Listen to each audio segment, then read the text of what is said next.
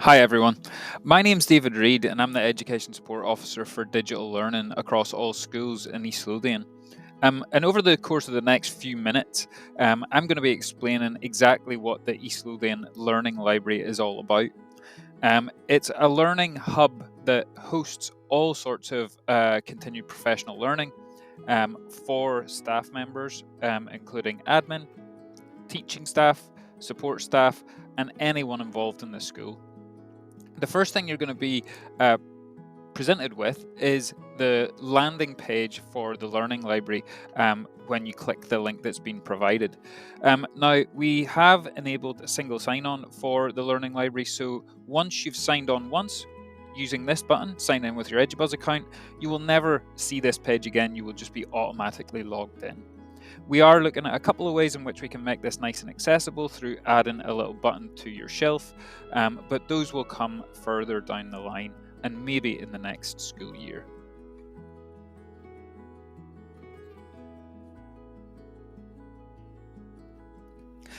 Now that you've got logged into the Learning Library, let's have a look at the home page. So at the top of the page, you'll see a number of tiles here. These are categories of professional learning offers that you may want to undertake. Just to explore this a little bit further, if we access the digital skills tile, you'll see that within this tile there are 4 separate subsections. You'll notice that this is the same for other tiles as well. For example, Polish Up Your Pedagogy has several other tiles.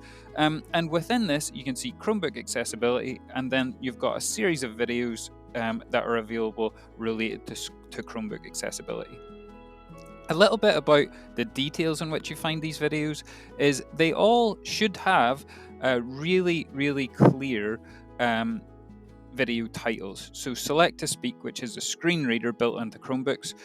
This video will take you 4 minutes to complete, and there's also a little blurb about the screen reader video too. This will help you as you select which professional learning is appropriate for you and what you want to undertake.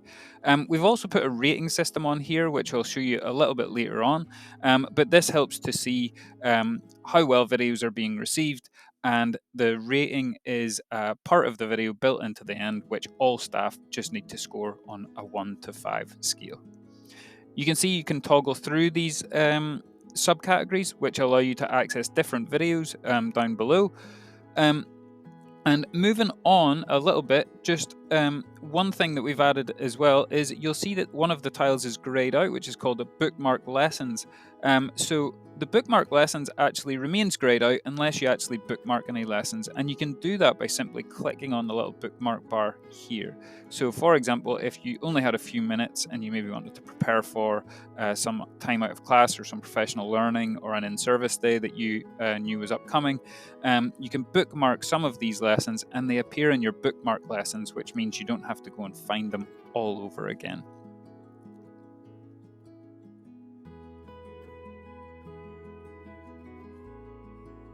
So moving over to the right hand side of the page, you can see our news and announcements tab. This will keep you updated with any new CLPL that's been added, or any new tiles or any events that are upcoming that's related to professional learning. You'll also notice that we have a little speech bubble in the bottom right corner here, which is our virtual learning assistant, which is yet to be named, but it uses AI to answer your questions. So if you can imagine, rather than a frequently asked questions or an FAQ page, we've built a learning assistant that will hopefully be able to answer your questions. So how do I export my data? We can see if our assistant knows. So your assistant, when on your profile, you can click Export PDF, which will save progress to your device. It is just to be aware that we are building these frequently asked questions as we go. So the more questions you ask the learning assistant, the more answers we can prepare for our AI assistant to be able to help you.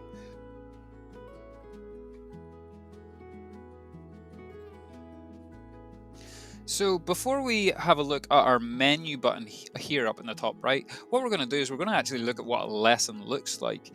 And part of the rationale behind creating the Learning Library was that we wanted to make professional learning more accessible and more flexible for staff to engage with. So moving away from maybe a longer period of time after school, it gives staff the opportunity to choose when they undertake professional learning and in short, sharp bursts, which is why we have given in the title the amount of time that it will take. And you'll see that all of our videos are relatively short inputs. So we're going to use the Select to Speak screen reader video as our example today. So whenever we click on here, you'll see that another window opens. And it will be host to a video that is just like the one you're watching now. It will be a member of staff explaining or teaching you how to complete a skill or give you information that you may need. So you can press play, you can watch the video through its duration, and then what will happen after that is some videos may have a short assessment. Now, the short assessment is simply two or three multiple choice questions. So which icon symbolizes select to speak? We'll go speaker. How many different ways can you enable it? We'll say 2. And I can change the voice. True. And I'm going to submit the quiz. Okay, so you can see I got all 3 questions right. And to complete this lesson and take the next step by earning a digital badge, I need to rate this lesson. And the reason why we want all staff to rate the lesson simply by clicking how many stars they thought that was, if it was useful, very useful, 5 stars, not so useful, 1 star. It allows people at the staff at the Central Education team to review the content that we're sharing on the Learning Library on an annual basis and update those that aren't as impactful as others. So I'm going to give this a 5-star rating and I'm going to click complete the lesson. What happens then is it says, congratulations, you've completed this and earned your first digital badge. So let's go back to the home page and then we'll explore this menu button and where our digital badges actually live and how they're going to be helpful to us.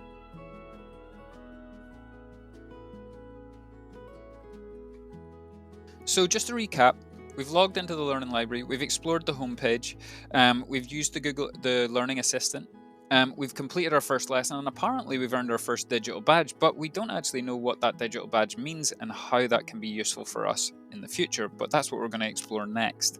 So we're going to navigate up to the top right-hand corner where our menu button is.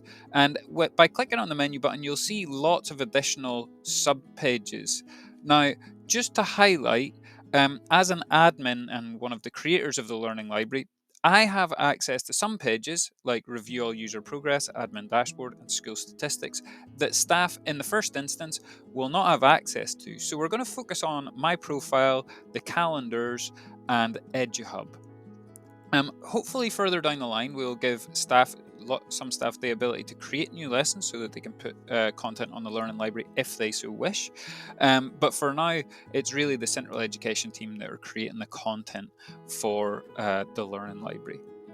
We've included the button for EduHub so that staff can directly navigate between the Learning Library and EduHub easily. And what we've also done is we've popped the CLPL calendar into here through an embedded Google Calendar. So you can see we trialed this in January and February, so you can see what an input looks like. So January, what professional learning's on? Okay, there's hockey coaching. You want to learn a little bit more about the hockey coaching and you want to sign up. All of that's available through the CLPL calendar.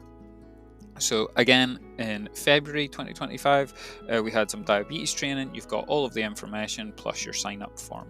So you can sign up for all CLPL live events, whether that be a webinar or an in-person event, via the CLPL calendar embedded into the Learning Library. You'll also see the service calendar too, which if we go back again to January and February as we pop this in. This might be really useful for senior leadership teams and head teachers who might have all of this provided from Central Education at the start of the year, and it highlights things like head teacher development days, in-service days, CLPL afternoons.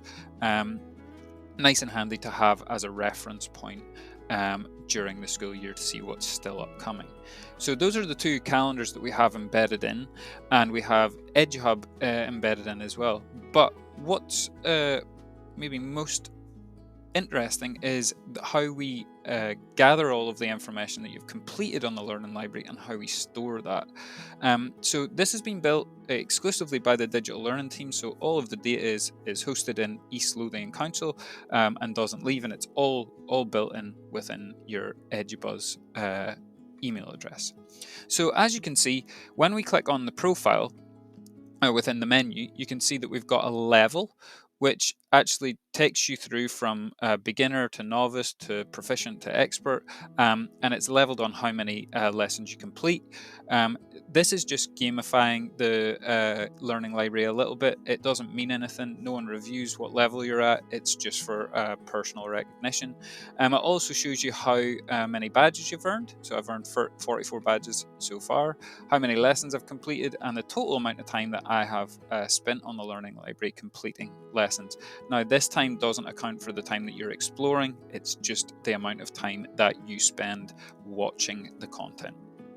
So if I wanted to have a look at some of the badges that I've already earned, you can see that I've got quite a few in here, but one of these examples is if we go to our Select to Speak, which we've just completed, so the 13th of the 5th, 2025, you'll see that I've earned my digital badge.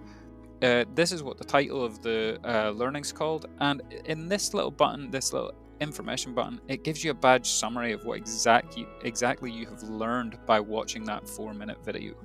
In that 4-minute video, you've learned all of this, and it's written in the first person so that it's all about you. Now, the reason we've done that is because when you have a professional update or a sign-off year via the GTCS, more often than not, you have to keep at least 2 years of professional learning up to date for your sign-off year.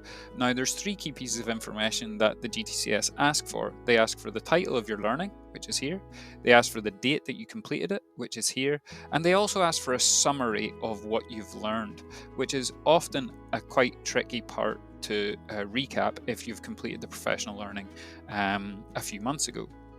So the reason why we've created these digital badges like this is to give you the 3 pieces of information that you need to update your GTCS profile.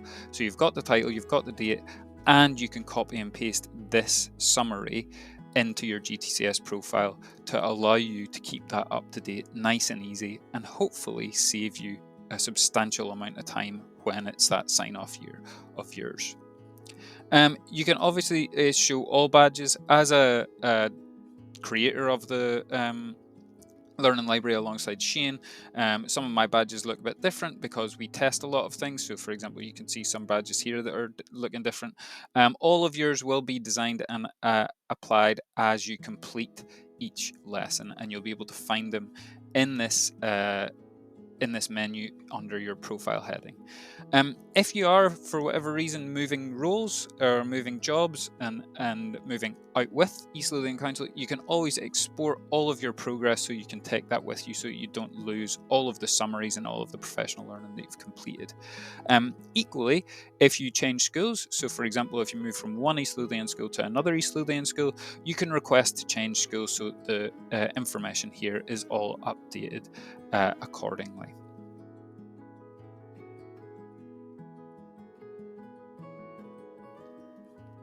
Thanks so much for listening over the last few minutes.